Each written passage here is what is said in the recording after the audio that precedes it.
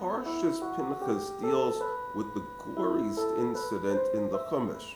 It starts when Moab and Midian send their women as prostitutes into the Israelite camp.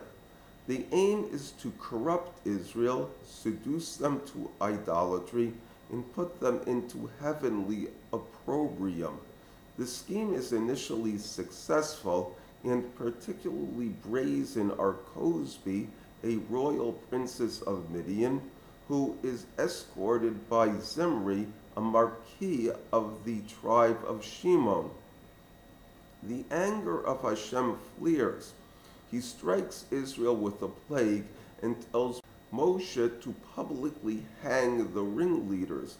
Before the action can be taken, though, Pinchas, the grandson of Aaron, the high priest, grabs a spear, bursts into the tent where the two main offenders are alone, and impales them through the orifices. The action ends the incident. The Holy One, blessed be He, praises him, saying, Pinchas shared and acted out his own jealousy, and in doing so removed his fury from the children of Israel. As a result, he is given a covenant of peace. This action ends the incident. The Holy One, blessed be He, praises him, saying, Pinchas shared and acted out his own jealousy. B'kano es kinase, and in doing so removed his fury from the children of Israel. As a reward, a covenant of peace is given to him, and a priestly covenant is given to him and his descendants forever.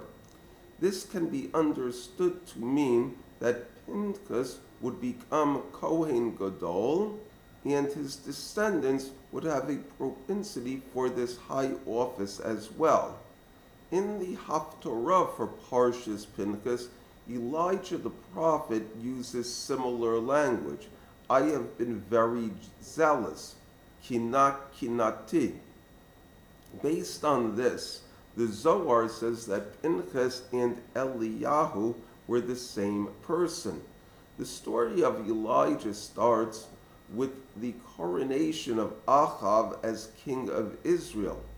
The book of Kings condemns Achav as doing more evil in the sight of God and provoking God more than all the kings that came before him.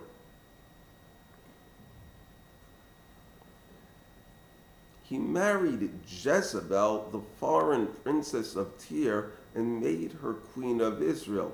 She is considered to be one of the most evil people in the Tanakh. Ahab was a prolific idol worshiper, and under him Jericho was rebuilt, with the attendant horrible curse for doing so fulfilled. Along with Jeroboam, king of Israel, and Manasseh, king of Judah, the Mishnah lists him as one of the three kings who have no share in the world to come.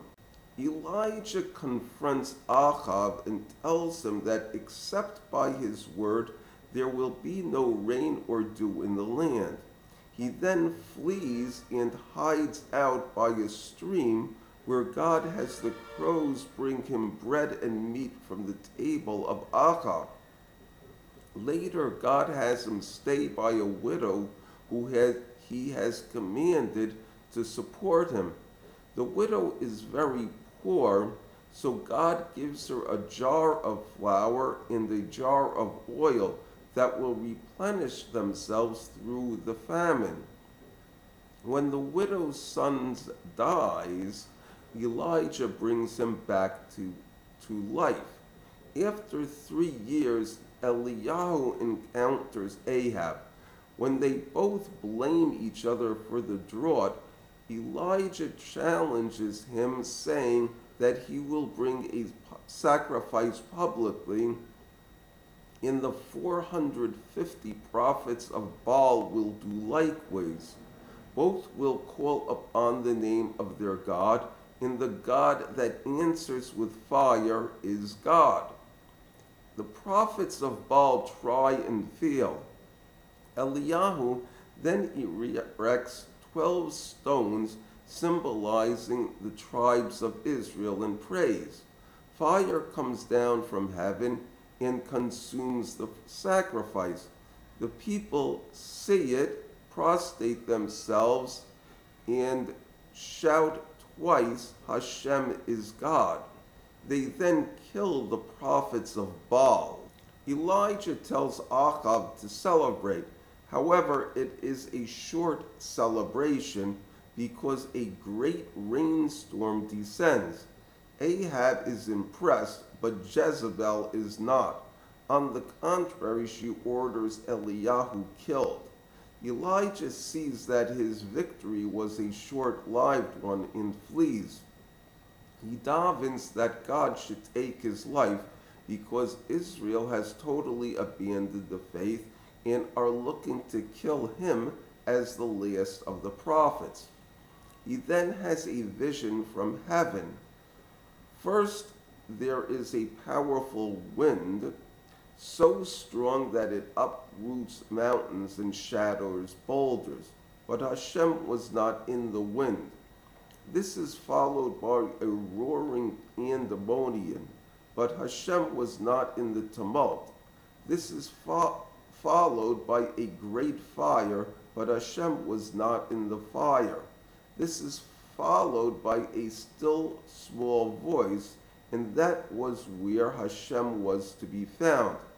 Hashem then tells Elijah that horrible things have been decreed on Israel, and he is to appoint Elisha to take his place as prophet. Ahab dies a slow, miserable death, but the story doesn't end here. Elijah, in fact, lives for quite some time after that, but he doesn't change a bit. When Ahaziah, the son of Ahab, becomes king, he takes sick. He sends messengers to the Lord of Lies, the god of Ekron, in search of a cure. Hashem tells Elijah to meet the messengers and tell them that because they didn't inquire of him, Ahaziah will not get out of bed and will certainly die. Ahaziah sends distinguished delegations to Eliyahu to ask for mercy, but they are consumed by fire from heaven. The last delegation is spared after a very heart-rending plea. Elijah then personally goes to the king and tells them he will not recover because he inquired of the Lord of the Flies, and asks him, is there no God in Israel for you to inquire of his word? The time then comes for Elijah to be taken up to heaven in a storm wind. He gives his mantle to Elisha and blesses him. A chariot of fire and horses of fire then appear, and Elijah is taken up to heaven in a storm wind.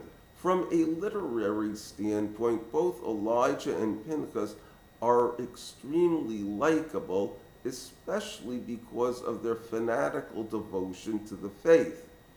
The prophecy of wind, clamor, and fire comes to teach us that they were unique individuals.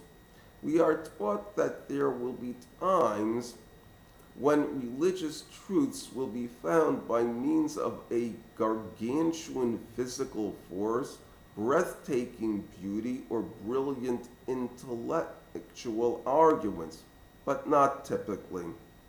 God is normally found in a dot the size of the Hebrew letter Yud, or even less, the thorn on the top of the Yud. These are the inchoate ideas that come when we are pondering a question. Sometimes also Hashem is found in the sudden insight. In both cases, the idea must be developed, inconsistencies resolved, and difficulties dealt with. If one wishes to deny the still small voice that is only seen in the recesses of the mind, it is easy to do so. However, for one who loves truth and hungers for wisdom, the tiny glimmer is enough to beckon him forward. Even so, the strength, beauty, and brilliance in the still small voice are very great. Thank you.